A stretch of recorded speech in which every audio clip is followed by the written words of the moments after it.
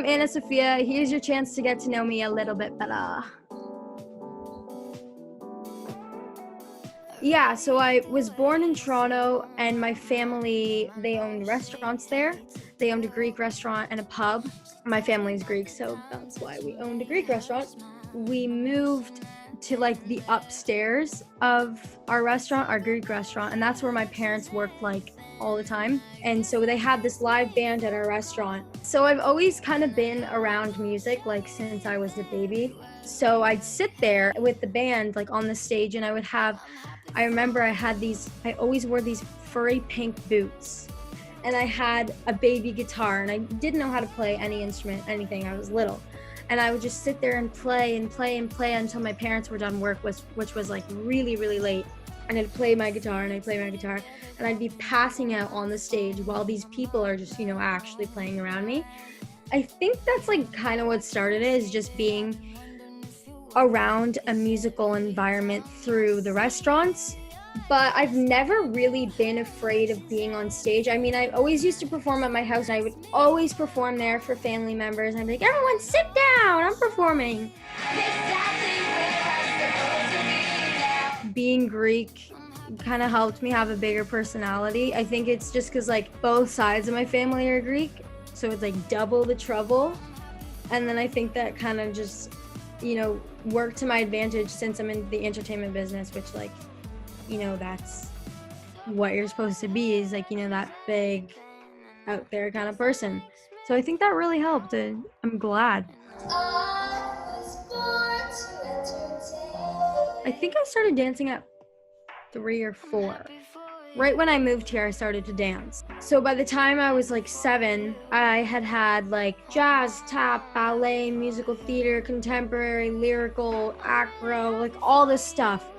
Yeah, so I had all these things, and then I started to compete at 7. Meanwhile, like I was also doing piano, so I was a pianist and I was dancing. And then I started to sing and dance. On the other side, I would do piano and singing, so it always had something to do with singing. And that's when I kind of realized that like singing wasn't just something that I wanted to do for fun. It was kind of like something that I felt like I wanted to do as a career. So at school, for me, I think it's just, I can't be sat down and like forced to do something, just because I'll never put 100% into it unless I really enjoy it. So math, never cared for it. English class, science class, I never cared for any of those as much as I did, music class or art class. And I think that's kind of where I realized that if I'm so focused in the arts and like music class, then, might as well move forward with that rather than go into something that I honestly can't stand. I'll never enjoy myself if I'm doing something I don't like. Yeah, my family is really, really supportive. It's just me and my family. It's just me and my mom and my dad. I really appreciate the fact that my parents are always there for me and like have always helped me along the way.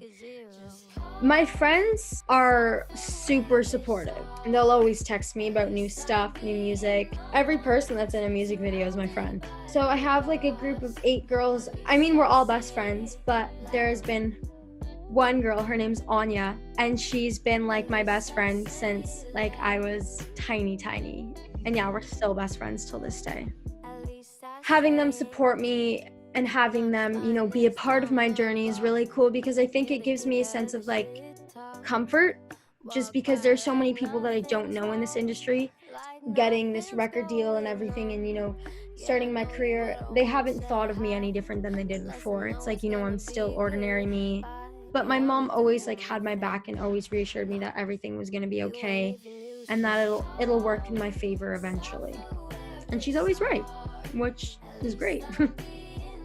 Say I love you, Mommy. I love you, Mom. So my mom has helped me get through high school and still does help me get through high school, but she can only do so much. So I've also relied on songwriting to kind of do that job. And it's worked. It's really worked. If I want to get something off my chest, I'm gonna say it in a song, but I'm just never gonna tell what it's about. And that kind of helps me feel better about certain situations, or like, learn something from the situation, or laugh about it, because like, haha, I'm talking shit to the world, but no one will ever know. So that's kind of like the funny thing for me. I love doing that. So I had been writing music for a little while, and then we finally released a song. We just put it out on every platform, and Electric Feel found me. So they found me on SoundCloud, and they had emailed my parents, which was really funny. And they were like, we want to fly her out. But yeah, so that was like the first time that I was like, oh my God, this is really crazy. I never thought I would get this close to something. And then all of a sudden, Republic jumps in, and it's like, hi, we're Republic Records. Like, when we want to work together, like all this stuff. And so we formed this huge team, and it was just all super crazy to me, because I remember searching up, who's on Electric Feel and who's on Republic, and just seeing all these people, and I was like, this is absolutely insane.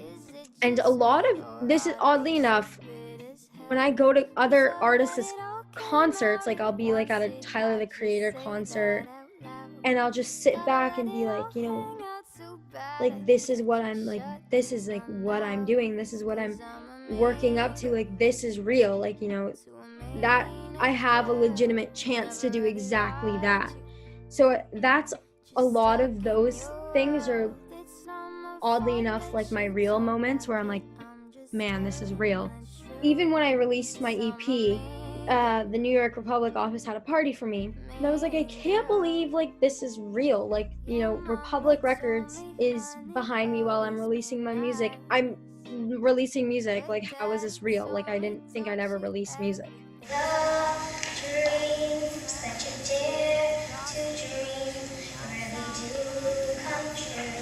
Sometimes it's hard to balance. I do a bit of homeschool, but I still have to leave school a lot just for sessions and everything.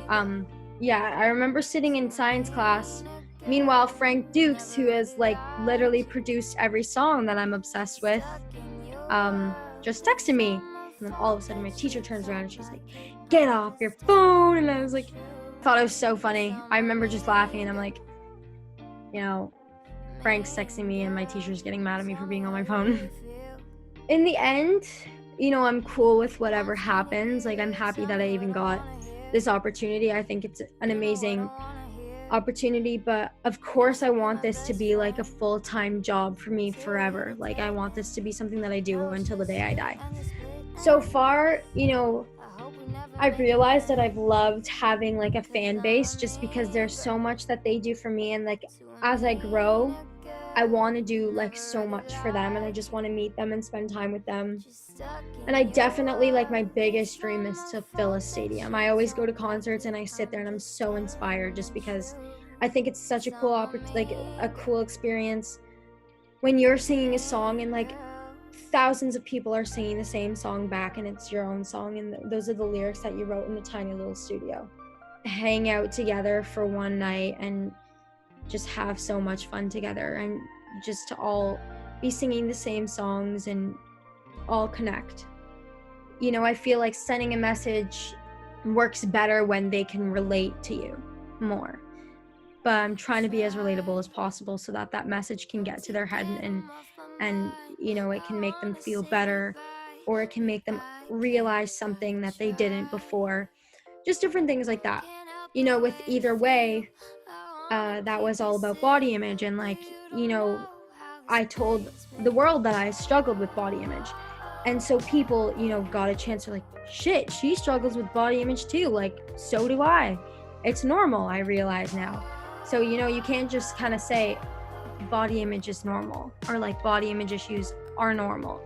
But if they see someone that they look up to, or like their music, or like what they're doing, and they realize that they have the same problems, it's kind of like, that's how you can send the message to them. And I think that's, it's worked for me, and I think that's definitely like the method I would stick with, is just being as relatable as possible and as real as possible. Yeah, I mean, there's so many artists that have helped me, so it's like I want to do that for other people as well.